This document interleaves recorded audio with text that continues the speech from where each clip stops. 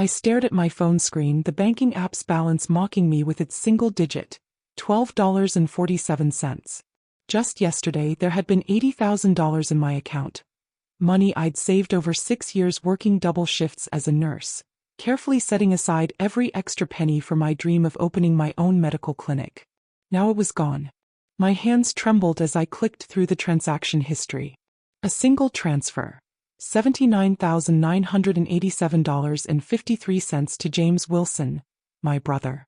The same brother who was getting married tomorrow in what our mother kept calling the society wedding of the year. The timestamp on the transfer was 3:27 a.m. I had been working the night shift at the hospital, saving lives while my own brother was stealing my life savings. Emma. My colleague Sarah's voice snapped me back to reality. Your brother's online too. Says it's about the wedding tomorrow. I picked up the phone, my knuckles white against the receiver. James. Hey sis. His voice was cheerful, casual, as if he hadn't just committed fraud. Just making sure you're still coming tomorrow.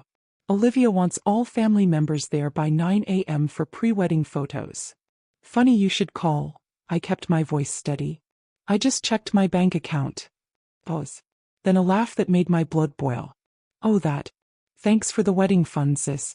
I knew you'd want to contribute to our special day. Though honestly, it barely covers the flower arrangements. I closed my eyes, remembering all the times I'd covered for James growing up. All the times I'd loaned him money that he never repaid. All the times our parents had dismissed his mistakes, because he was their precious only son. That money wasn't for you, James. It was my savings. I need you to transfer it back. Now. Another laugh, more dismissive this time. Don't be selfish, Emma. This is my wedding. Besides, I had access to that account for emergencies, remember? This was an emergency. Olivia wanted imported roses for the centerpieces. He was right about one thing. 2 years ago, when he'd been between jobs again, I'd added him to my account so he could access emergency funds for food and rent. I'd never gotten around to removing him, never thinking my own brother would steal from me. Imported roses are not an emergency. I gritted my teeth. That money was for my clinic. That little pipe dream? James scoffed. Come on, Emma. We both know you'll never actually open a medical practice. You're just a nurse. Leave the big achievements to those of us who can handle them. The casual cruelty in his voice made me grip the phone tighter. Transfer. Back. Can't. He sounded almost gleeful. Already spent most of it. The flowers, the extra champagne fountain Olivia wanted, the crystal party favors. But hey, think of it this way. You're contributing to the most important day of my life. Mom and Dad are so proud that we're all pitching in. Of course they were. Our parents had already refinanced their house to pay for the venue and catering. They'd never questioned why James suddenly had extra money for all the luxurious additions to the wedding. They probably assumed he'd gotten another promotion at the investment firm where he'd somehow maintained a job despite his perpetual incompetence. James, what you did is fraud. It's illegal. Oh please, he sneered, his fake cheerfulness dropping away. No one's going to believe you. I had legal access to that account. As far as anyone's concerned, this was a gift from a loving sister to her only brother on his wedding day. Now, are you coming tomorrow or not? Olivia will be devastated if you ruin the photos. I thought about Olivia, his fiancée from a wealthy family, who'd never worked a day in her life. She'd spent months bragging about their fairy tale wedding, constantly comparing it to her friends' modest celebrations. Oh, I'll be there, I promised, my voice cold. Wouldn't miss it for the world. He hung up without saying goodbye. I sat there in the hospital break room, surrounded by the scent of disinfectant and coffee, thinking about the past 6 years. The double shifts, the missed holidays, the exhaustion, all to save for my dream. All gone because my brother wanted a bigger wedding. Everything okay? Sarah asked, noticing my expression. No, I replied, pulling up my email. But it will be. I spent my lunch break contacting my bank's fraud department, but as James had predicted, they were hesitant to act since he had legal access to the account. Next, I called 3 different lawyers, but they all said the same thing. Proving criminal intent would be difficult. By the end of my shift, I had a plan. It wasn't the smart plan or the safe plan. But it was the plan that would make sure everyone knew exactly what kind of person James Wilson really was. That evening, I went through my files, finding every record of every loan James had never repaid. Every bounce check, every desperate late-night call for money. I dug out the credit card statements showing how he'd maxed out my emergency card 2 years ago. I compiled bank statements, text messages, emails, 6 years of financial abuse carefully documented. Then I called my friend Michael at the investment firm where James worked. "Emma, what's up? Remember when you offered to help me review my finances? I need a favor." Michael had been trying to ask me out for months, but I'd always been too busy working extra shifts to date. Now his crush was going to come in handy. "Anything for you," he said eagerly. "I need information about James's work accounts. The ones he manages for clients." There was a pause. "Emma, that's confidential information." "Michael," I kept my voice soft, "has anything seemed odd about those accounts lately?" A longer pause. "I can't. I shouldn't. Please. Lives are at stake." It wasn't exactly a lie. My life savings certainly was. I heard papers shuffling. There have been some irregularities. Small amounts missing, covered up by fake returns. I've been gathering evidence for the compliance department. My heart raced. "Send me everything you have." "Emma, this could get me fired." "I'll take you to dinner next week," I promised. "That new French place you mentioned." 10 minutes later, my inbox dinged with a folder of documents that made my blood run cold. James hadn't just stolen from me. He'd been embezzling from his clients, using the same techniques he'd used to drain my account. I stayed up all night printing documents, organizing evidence, creating a presentation that would destroy my brother's carefully constructed facade. By morning, I had 3 identical folders ready. One for Olivia's parents, who had insisted their future son-in-law was a financial genius. One for the investment firm's compliance department. And one for our parents who needed to see exactly who they'd raised. As I got dressed for the wedding, I chose my outfit carefully. A simple blue dress that would look perfectly appropriate in all the pre-wedding photos. Photos that would capture the last moments before I burned my brother's life to the ground. Mom called just as I was leaving my apartment. "Emma, darling, don't forget we need all family members here by 9 a.m. sharp. And please tell me you're not wearing anything inappropriate." I thought about the folders in my bag, about the evidence of years of theft and fraud. "Don't worry, Mom. I'm dressed exactly right for the occasion." "Good," she sighed with relief. "And isn't it wonderful how your brother was able to add all those beautiful touches to the wedding? The crystal centerpieces are absolutely divine." I gripped my steering wheel tighter. His mom. Simply divine. The drive to the luxury hotel where James was having his wedding felt surreal. Every mile marker seemed to tick down to an explosion I'd set in motion. Part of me felt guilty, not for what I was about to do, but for not doing it sooner. The Grand Plaza Hotel's lobby was an explosion of white roses and crystal decorations. My $80,000 on grotesque display. Guests in designer clothes milled around, exclaiming over the extravagance.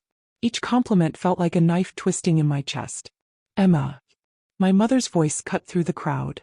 She wore an elaborate designer dress that probably cost more than my monthly salary. "Where have you been? The photographer is waiting." She grabbed my arm, pulling me toward the hotel's grand staircase where the family portraits would be taken. James stood at the top, looking immaculate in his tuxedo, Olivia beside him in a dress that could have funded a small hospital. "You look nice," Mom said, eyeing my simple blue dress with barely concealed disappointment. "Though you could have made more of an effort for your brother's special day."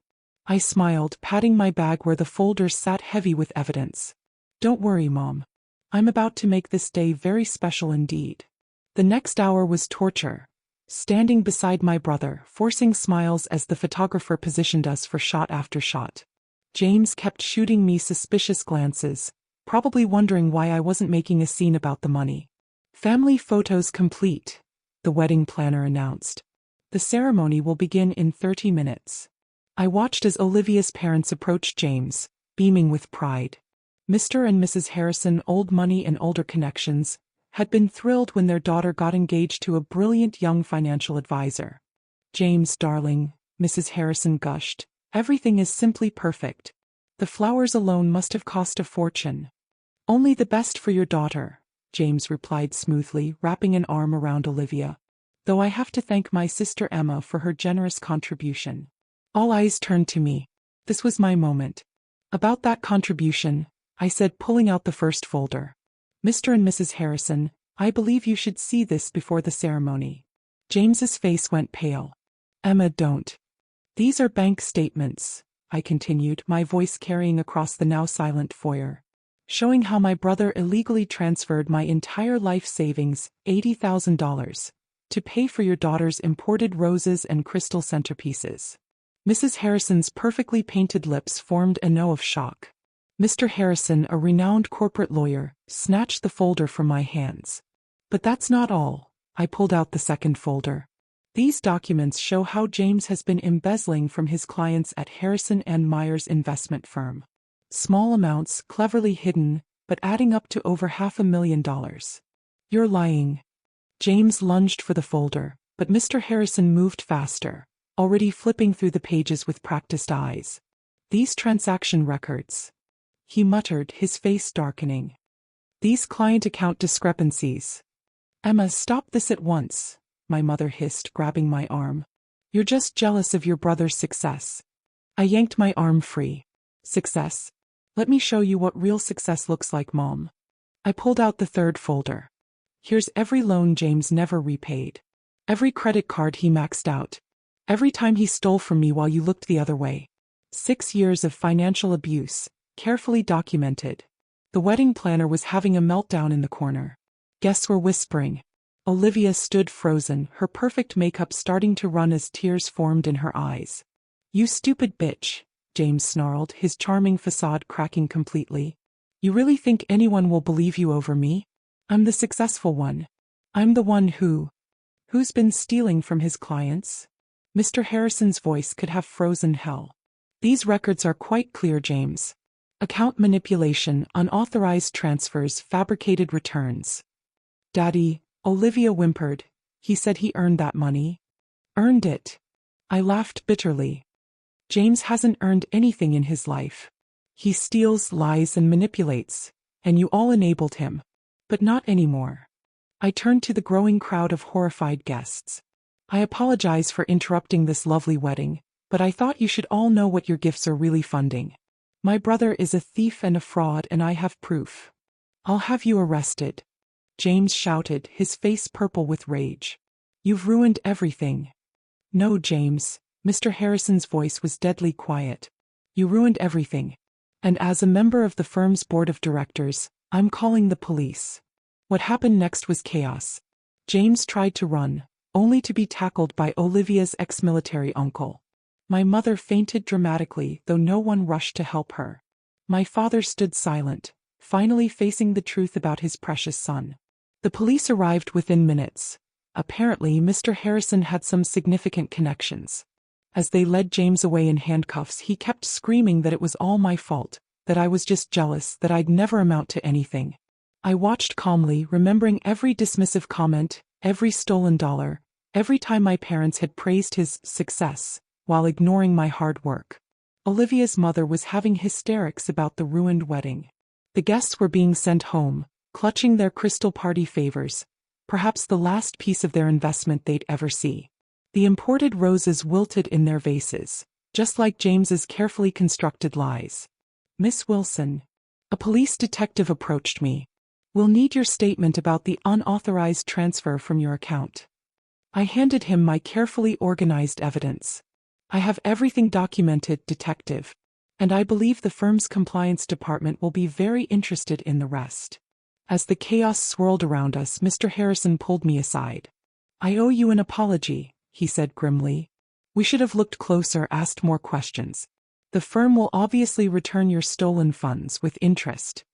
Thank you, I replied, but that's not enough. I want to press charges. All of them: theft, fraud, embezzlement. Let him face the consequences of his actions for once. He nodded approvingly. I'll personally recommend our best criminal prosecutor. My mother finally recovered from her fainting spell, mascara streaking her face. How could you do this to your brother? She wailed. On his wedding day. I turned to her, finally letting years of suppressed anger surface. How could you let him steal my life savings? How could you praise him for buying expensive flowers with stolen money? How could you spend my entire life telling me I was less than him? But he's your brother. Not anymore, I said firmly. I'm done covering for him, done making excuses, done watching him steal and lie while you pretend not to see it. I walked out of the hotel into the bright summer morning, leaving behind the ruins of what was supposed to be the society wedding of the year. My phone was already buzzing with calls from reporters. Apparently, the arrest of a financial advisor at his own wedding was quite newsworthy. 3 months later, I sat in my newly opened medical clinic, paid for with my recovered savings and the generous interest Mr. Harrison had insisted on adding. The local newspaper article about James's conviction hung framed on my wall. 20 years for fraud and embezzlement. Olivia had moved to Europe, probably to escape the scandal. My parents weren't speaking to me, still unable to accept that their perfect son was a criminal. But for the first time in my life, their silence didn't hurt. My clinic was thriving, built on hard work and honest money. Every day I helped people who truly needed it, no imported roses or crystal centerpieces required. Sarah stopped by during her lunch break, glancing at the newspaper article. Any regrets about the wedding? I thought about James in his prison jumpsuit, about my mother's willful blindness, about all the years I'd spent working double shifts while my brother stole from everyone who trusted him. Just one, I replied, straightening my doctor's coat. I wish I'd done it sooner. A young patient came in, clutching her mother's hand. As I knelt to speak with her, I caught a glimpse of my reflection in the window, confident, successful, free from the burden of family lies. James had been wrong. I wasn't just a nurse with a pipe dream. I was a healthcare provider, a business owner, and most importantly, someone who finally stood up for what was right. The crystal centerpieces from the wedding had been seized as evidence. I heard they were being auctioned off to help repay James's victims. Somehow that felt like perfect justice. His stolen symbols of success sold to make amends for his crimes. Sometimes at night I still thought about that moment in the hotel lobby, when years of family dysfunction finally exploded into truth. It hadn't been pretty. It hadn't been kind. But it had been necessary. My brother had stolen my savings, thinking he could get away with it like he had so many times before. Instead, he'd given me something priceless: the courage to finally stop him. The imported roses had wilted long ago, but my truth? That was blooming stronger every day.